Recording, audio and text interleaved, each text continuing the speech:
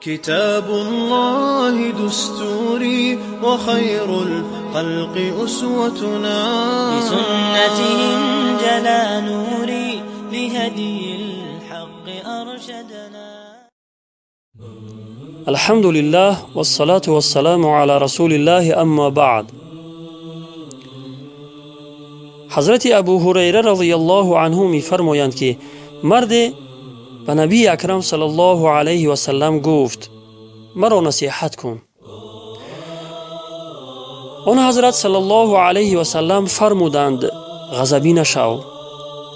آن مرد چند بار این سخنش را تکرار کرد و رسول اکرم صلی الله علیه و سلم همچنان می فرمود غضبی نشو.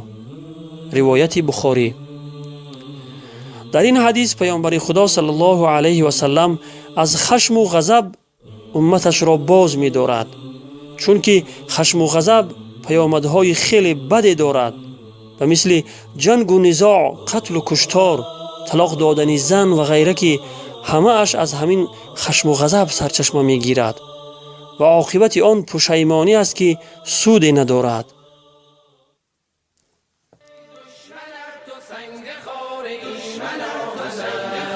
جان من فدای حرف پیغمبرم، اسلام ما دین برترست، پیغمبرش بهترین عالم است.